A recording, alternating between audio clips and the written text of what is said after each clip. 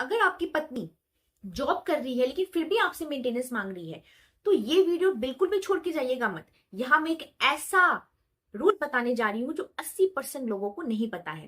तो नमस्कार दोस्तों, स्वागत है आपका अपने चैनल पे। दोस्तों, आज हम लेके आए हैं कि अगर जो बीवी ऑलरेडी अर्निंग है तो क्या वो मेंटेनेंस ले सकती है। ये एक बहुत ही कॉमन सवाल है सबके बीच में, जिसका सवाल हम हाँ या ना में ढूंढते हैं। लेकिन इसका जवाब जो है, इसका असली जवाब है depends on financial capacity difference. Depends on financial capacity difference, इसका जवाब ही, असली जवाब ही यही है। कोर्ट जो है मेंटेनेंस किस आधार पर देता है? सबसे पहले पति की इनकम, पत्नी की इनकम, दोनों के बीच जो स्टैंडर्ड लिविंग ऑफ गैप है वो, उसके बाद शादी के दौरान जब दोनों की शादी हुई थी तब लाइफस्टाइल और लाइफ स्टैंडर्ड कैसा था। ठीक है, मेंटेनेंस का मकसद लग्जरी नहीं होता, डिग्निटी होती। जॉब करने से कब पत्नी को मेंटेनेंस नहीं मिल सकता?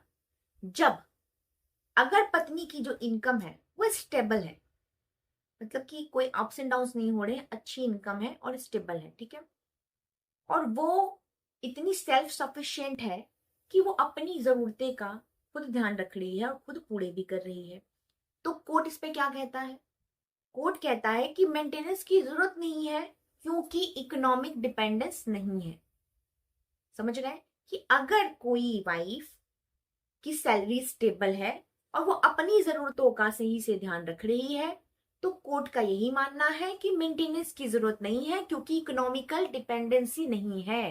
सुप्रीम कोर्ट का एक केस लॉ मैं आपको बताती हूँ जो 2017 में पास हुआ था कि मनीष जैन वर्सेस आकांक्षा जैन, जिसमें सुप्रीम कोर्ट ने साफ साफ कहा था कि अगर पत्नी फाइनेंशियली इंडिपेंडेंट है तो मेंटेनेंस बिल्कुल भी नहीं मिलेगा। अब जानते हैं कि पत्नी जॉब कर रही है तो मेंटेनेंस उसको कैसे मिल सकता है।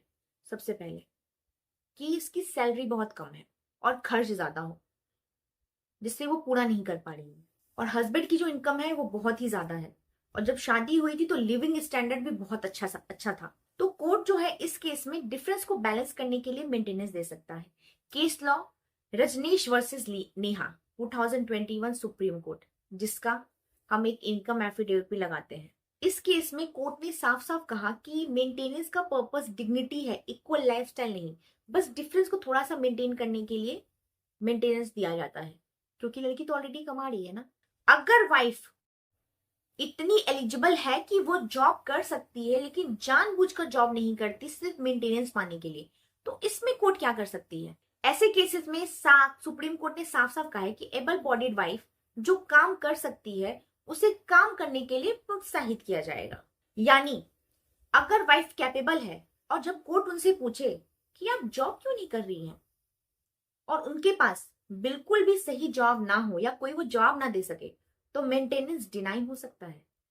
हस्बैंड इस केसेस से अपने आप को कैसे बचा सकते हैं, ये मैं एक प्रैक्टिकल टिप्स दे रही हूँ आपको हस्बैंड को, कि अगर आपको लग रहा है कि ऐसे कोई केसेस आपके ऊपर होने वाले हैं या कोई ऐसा है आपके जानने वाले में जिसके केसेस होने वाले हैं और आपको लगता है कि उनकी वाइफ इतनी कैपेबल है या अर्निंग है या पहले भी अर्न करती थी या अर्न कर सकती हैं, तो उस हिसाब से बता रही हूँ मैं आपको। सबसे पहले वाइफ की सैलरी स्लिप हो, सैलरी का कोई ऐसा डिटेल हो या बैंक स्टेटमेंट हो। ठीक है, वाइफ की क्वालिफिकेशन और जॉब एलिटी दिखाइए। ठीक है, स्टैंडर्ड ऑफ लिविंग दिखाइए कि वो कैसे रहती है, अगर रियल रिकॉर्ड है तो। अपने किराए, लोन, डिपेंडेंट पेरेंट्स का खर्च कोर्ट में दिखाना है आपको।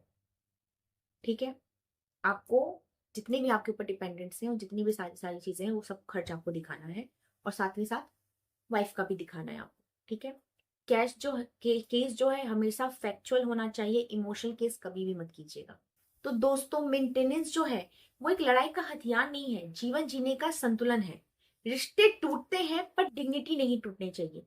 अगर आपको ऐसे किसी केस में हेल्प चाहिए तो कमेंट करें हमें, और कमेंट करके जरूर बताएं कि आपको ये वीडियो कैसी लगी, सही लगी, और ज्यादा से ज्यादा शेयर कीजिए, लाइक कीजिए, सब्सक्राइब कीजिए मेरे चैनल को। और जो न्यू व्यूवर्स हैं, मैं बार बार बोलती हूँ, जितने भी मेरे न्यू व्यूवर्स हैं वो मेरे चैनल को सब्सक्राइब कीजिए। थैंक्स फॉर वॉचिंग, मिलते हैं नेक्स्ट वीडियो में।